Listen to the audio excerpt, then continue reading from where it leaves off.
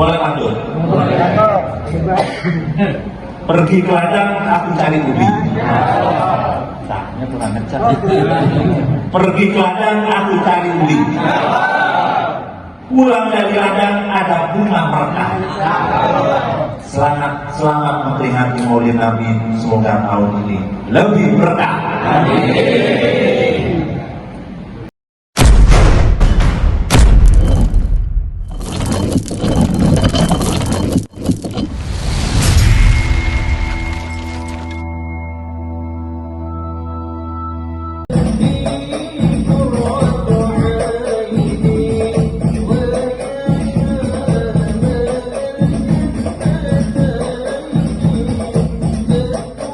Halo Sobat Budayantara, malam ini suasana Pulau Mas, Jakarta Timur terasa berbeda.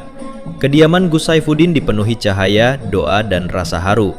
Sebuah peringatan Maulid Nabi Muhammad SAW yang dirangkai dengan Walimatus Safar Umroh digelar penuh hikmat, menghadirkan keberkahan bagi semua yang hadir.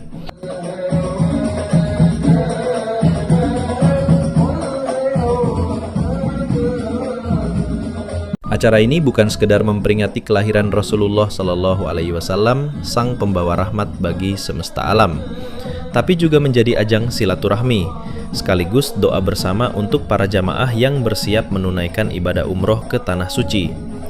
Hadir tokoh-tokoh penting mulai dari para ulama, pimpinan lembaga, hingga pejabat yang turut memberi warna kebersamaan. Puncaknya, tausiah Kahitar Ahmad Saman mengingatkan kita semua, dunia ini sementara, bekal terbaik adalah amal, dan teladan sejati ada pada Rasulullah yang dikenal dengan sifat jujur dan amanah, Al-Amin. Sebuah pesan sederhana, tapi sangat relevan dengan kehidupan kita hari ini.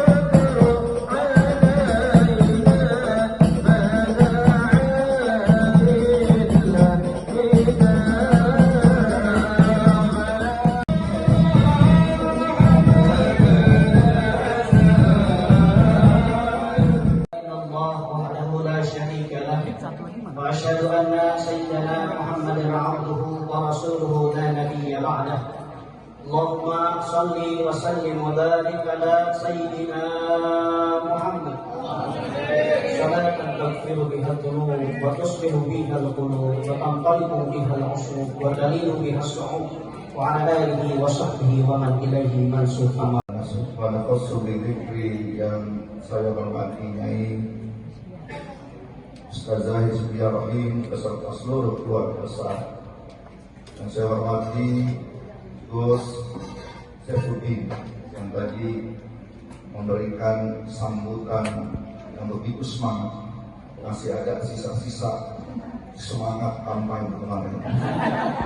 Pada dimulai Islam itu ghariba dengan cara yang asing. Wasayaudu ghariba, nanti Islam akan menjadi asing kembali. Fatuba, maka beruntunglah lil ghuraba bagi orang-orang yang asing ini. Lalu timbul sebuah pertanyaan. Saat itu disebut jahiliyah, apakah di sana bodoh semua? Ternyata tidak. Di sana ada orang pintarnya. Apakah di sana kehidupannya yang namanya jahil itu bodoh, kemudian gak ada orang kaya? Ternyata banyak orang kaya. Lalu kenapa sebutannya saat itu jahiliyah? Oh, ternyata yang diikuti hawa nafsunya, yang diikuti wayat baru hawaha, yang diikuti adalah gengsinya. Ya, sebelahnya Arab ada namanya Roma, sudah maju saat itu. Tapi apa yang disenangi oleh raja melihat para budak saling tumpah darah di lapangan. Kalau sudah ada yang mati, kepruk kamarnya dengan meriahnya dan gembiranya.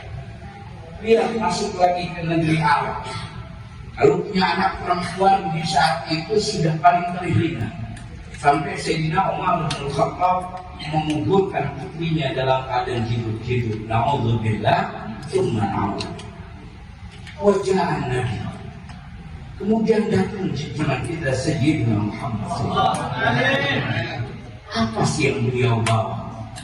Oh, yang beliau bawa asyidku jujur, yang beliau bawa amanah, yang beliau bawa tabligh, yang beliau bawa fatonah, yang beliau bawa akhlakul. Sehingga banyak orang yang terkagum dengan kejujuran bimbingan Sayyidina Muhammad.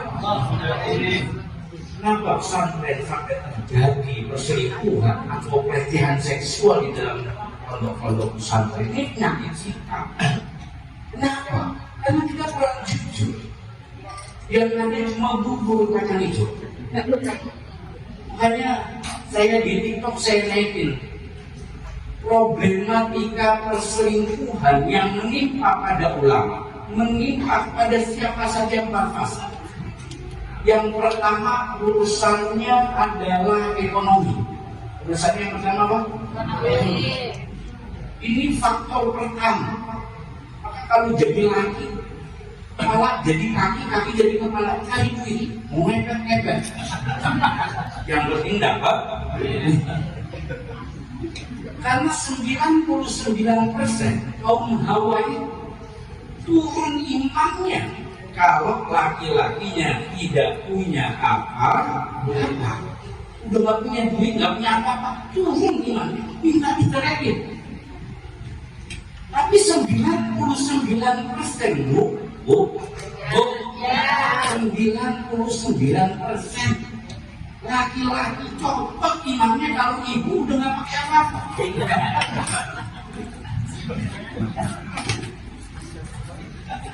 Ini masalah. Jadi pertama yang dominan menjadikan urusan persoalan perselingkuhan adalah ekonomi. Yang kedua urusannya komunikasi. Ini kadang-kadang nggak berjalan. Saking sibuknya cari duit, lupa ngomong. Saking sibuknya cari duit, lupa komunikasi. Akhirnya apa? Lelah tidur. lelaki. Akhirnya si perempuan atau laki mencari komunikasi di online, di FB, di TikTok. Sudah punya laki, akunya janda.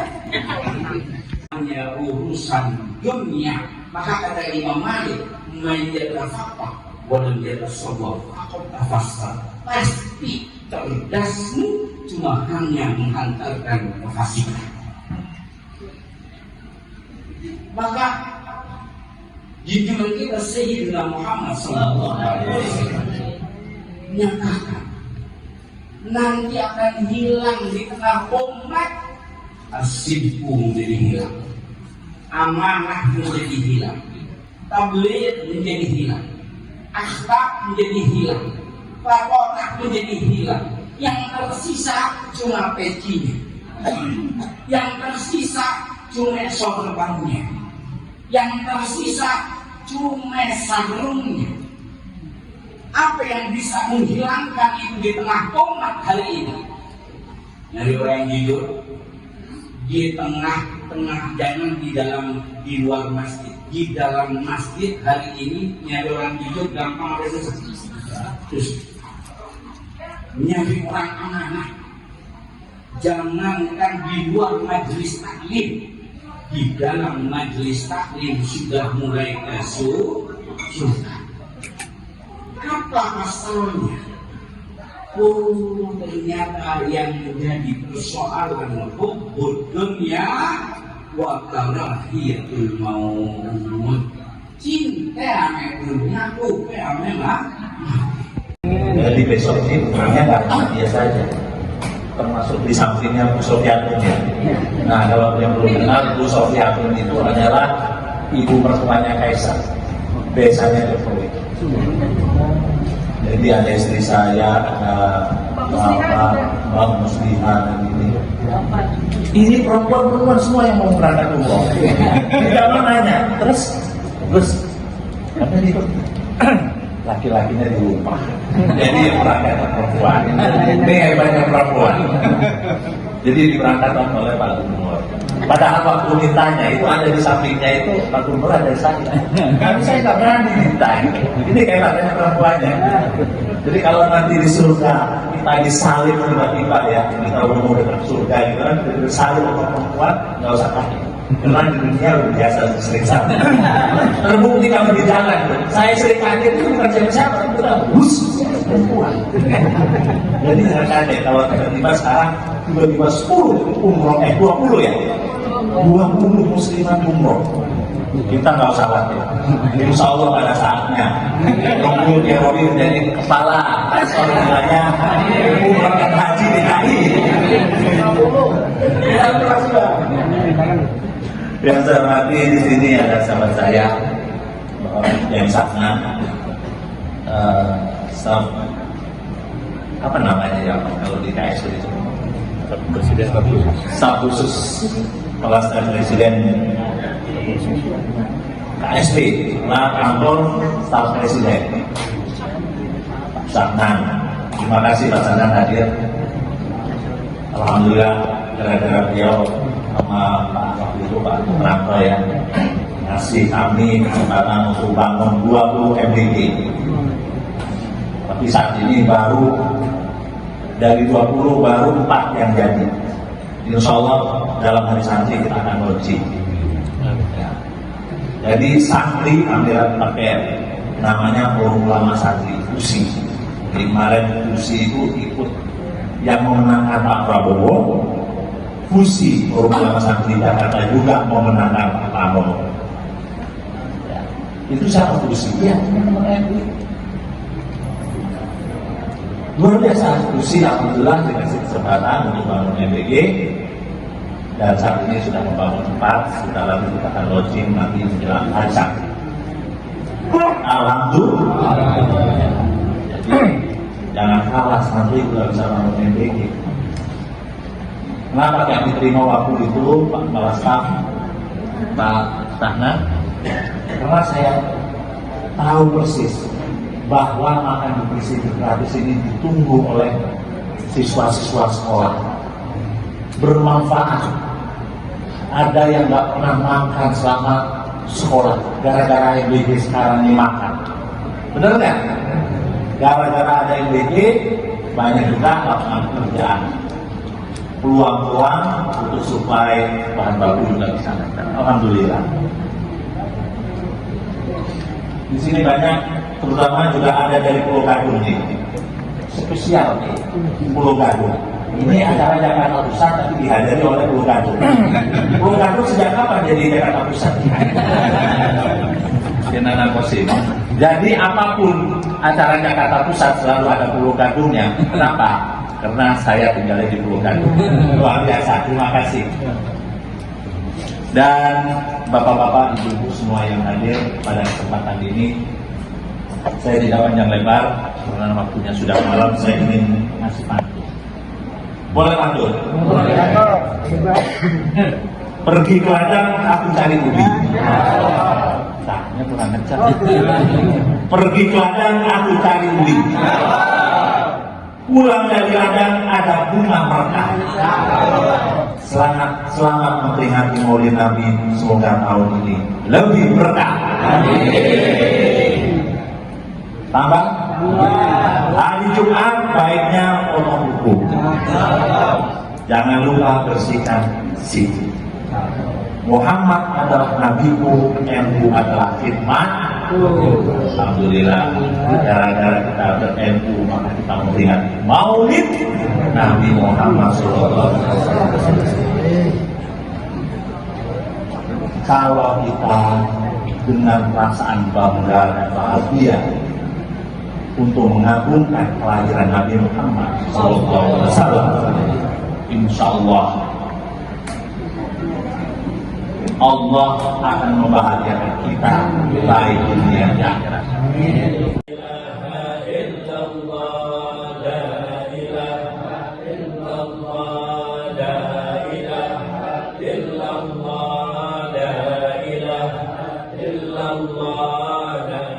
Acara ditutup dengan kebersamaan di meja makan, menyantap nasi kebuli yang menambah hangatnya suasana. Tawa, doa, dan rasa syukur berpadu jadi satu. Maulid Nabi dan Walimatus Safar Umroh di kediaman Gus Saifuddin ini menjadi pengingat bahwa spiritualitas bukan hanya tentang ibadah pribadi, tapi juga tentang menjaga silaturahmi, menebar keberkahan, dan meneladani akhlak Rasulullah SAW. Semoga para jamaah diberi kelancaran perjalanan, pulang dengan membawa umroh yang mabrur, dan kita semua bisa terus menapaki jalan hidup dengan kejujuran, amanah, dan kesederhanaan.